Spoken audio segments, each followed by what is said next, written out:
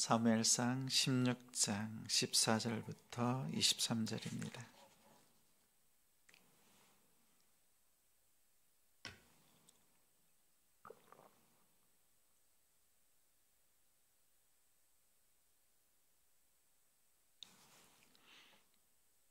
사무엘상 16장 14절부터 23절까지 함께 읽겠습니다. 여호와의 영이 사울에게서 떠나고 여호와께서 부리시는 악령이 그를 번뇌하게 한지라.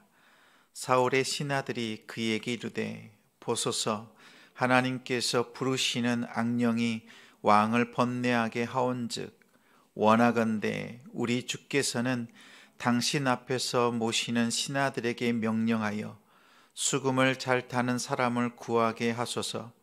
하나님께서 부리시는 악령이 왕에게 이를 때에 그가 손으로 타면 왕이 나으시리이다 하는지라. 사울이 신하들에게 이르되, 나를 위하여 잘 타는 사람을 구하여 내게로 데려오라 하니, 소년 중 한 사람이 대답하여 이르되, 내가 베들레헴 사람 이새의 아들을 본즉 수금을 탈 줄 알고 용기와 무용과 구변이 있는 준수한 자라. 여호와께서 그와 함께 계시더이다 하더라.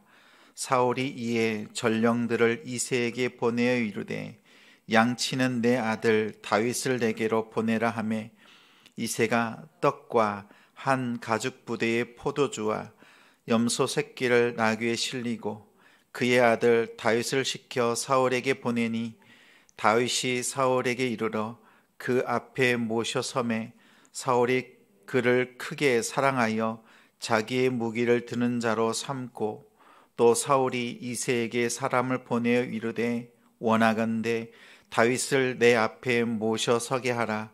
그가 내게 은총을 얻었느니라 하니라. 하나님께서 부르시는 악령이 사울에게 이를 때에 다윗이 수금을 들고 와서 손으로 탄즉 사울이 상쾌하여 낫고 악령이 그에게서 떠나더라. 아멘. 하나님은 다 계획이 있습니다. 하나님은 다 계획이 있습니다. 라는 제목으로 말씀 전합니다. 말씀의 제목처럼 하나님은 다 계획이 있습니다. 이스라엘의 왕을 세우는 것이 하나님의 계획이 아닌 것처럼 보이지만 다 하나님의 계획이었습니다. 광야에서 하나님께서 모세에게 말씀하셨습니다. 신명기 17장에 너희가 가나안 땅에 들어가거든 이웃 나라의 나라들처럼 왕을 세울 생각이 나거든 내가 택한 사람을 세우고 군사와 아내와 은금을 많이 두지 말라 말씀하셨습니다.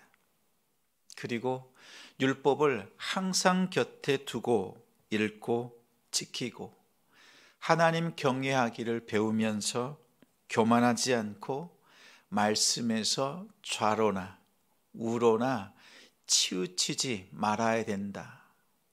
하나님께서 미리 알려주신 왕의 기준입니다. 또한 왕이 지켜야 될 내용이었습니다. 한마디로 하면 하나님의 말씀을 기준으로 하여서 형제들 중에서 한 사람을 뽑고 그 형제들을 섬기는 것, 섬김으로 다스리는 것이 왕의 조건이었습니다. 이 역할을 잘 감당할 수 있도록 하나님의 영을 부어주셨습니다. 그런데 이스라엘 백성들은 다른 나라의 왕들처럼 힘이 있고 싸워서 이기는 막강한 능력의 왕을 원했습니다. 사울은 하나님의 기준보다 백성들의 입맛에 맞는 왕이 되고자 애를 썼습니다. 배터리가 없어서 움직이지 못하는 인형처럼 순종할 마음이 없어서 하나님의 뜻대로 작동하지 않는 사울을 바라보신 하나님께서 그를 버렸습니다. 다윗에게 기름을 붓자 하나님의 영이 그에게 임하였고 하나님의 영은 사울을 떠났습니다. 하나님이 부리시는 악령이 사울을 붙잡았습니다. 하나님께서 바로의 경팍한 마음을 사용하신 것처럼 그의 마음을 통해서 10가지 재앙으로 애굽을 심판하시고 이스라엘을 구원하셨습니다. 이처럼 악령을 하나님께서 도구로 사용하셨습니다. 악령이 활동하게 되는 이유는 먼저 사울의 신하들이 보아도 보입니다. 하나님이 부리시는 악령, 그 악령이 사울에게 역사하는 것을 보면서 사울의 왕위가 폐위되었다는 것을 보여주신 것입니다.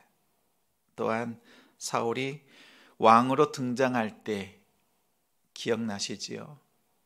길 잃어버린 암나기를 통해서 왕으로 등장할 수 있도록 사용하신 것처럼 이 악령을 다윗이 수금 연주자로서 왕의 무대로 등장할 수 있도록 도구로 사용하셨습니다.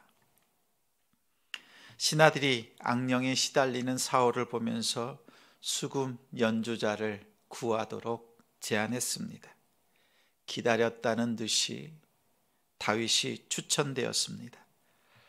사울은 자신을 섬기도록 다윗을 불렀지만 누가 보더라도 하나님께서 하시는 일이라는 것이 보입니다. 성도님들도 보이시지요? 하나님께서 하시는 일이 보이지요? 하나님의 역사는 우리 인간의 삶 속에 들어오셔서 매 순간순간 함께 하시고 하나님께서 인도하심을 발견합니다. 또한 인간의 역사는 매 순간순간마다 사건들의 연속입니다. 또한 선택의 연속이기도 합니다. 이해할 수 없는 일들이 많이 있습니다. 오늘 본문에도 왕권이 사울로부터 다윗에게로 넘어가는 과정을 보면서 깨닫는 것이 있습니다.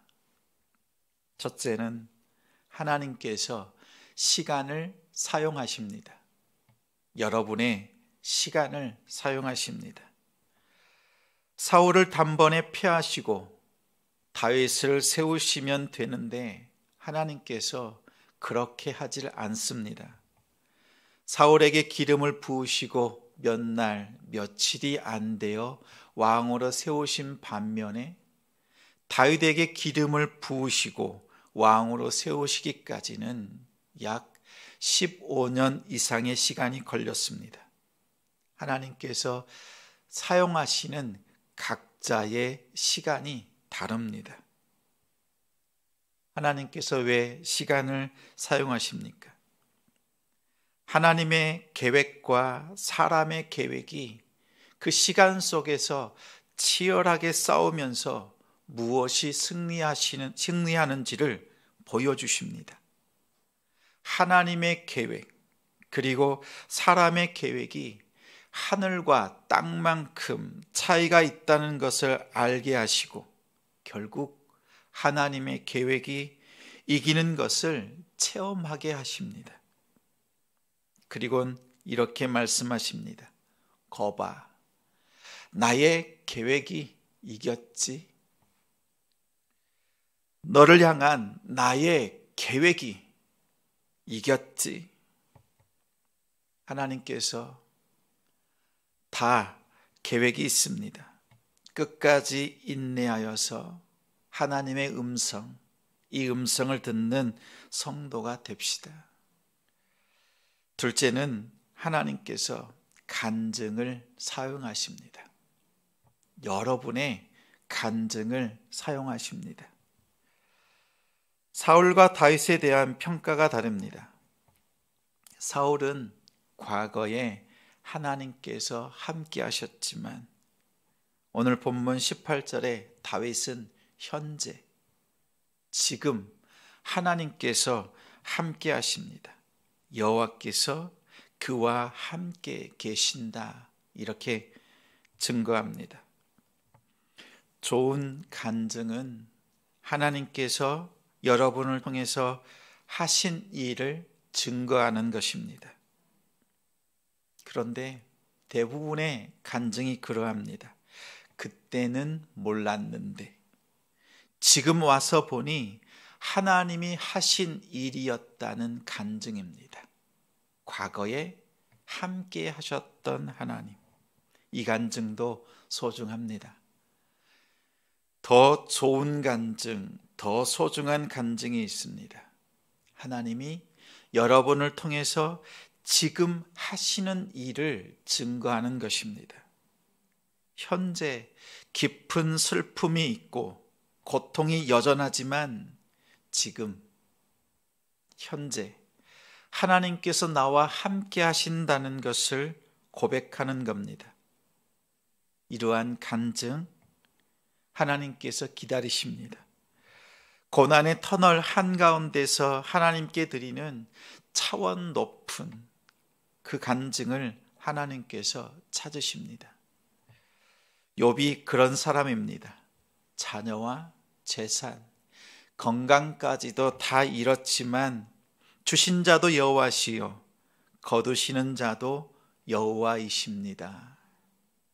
이렇게 자신의 삶을, 그 고난을 당하는 그 시간 속에서 하나님 앞에 고백했습니다. 현재 지금 여호와께서 나와 함께 하신다. 이 고백이 여러분의 고백이 되길 바랍니다. 그러면 하나님께서 이렇게 말씀하십니다. 지금 내가 너와 함께 하고 있다. 지금 내가 너와 함께 하고 있다. 이 말씀을 들려주십니다. 하나님은 다 계획이 있습니다. 매 순간순간마다 하나님의 음성 듣고 하나님께서 여러분의 시간을 사용하시고 하나님의 계획이 승리하시는 것을 보여주실 때까지 인내하며 승리하시길 바랍니다. 또한 하나님께서 오늘 현재 지금 여기에서 나와 함께 하심을 고백하면서 하나님께서 내가 너와 함께 한다. 이 음성 가운데서 하나님과 동행하시는 오늘 하루가 되도록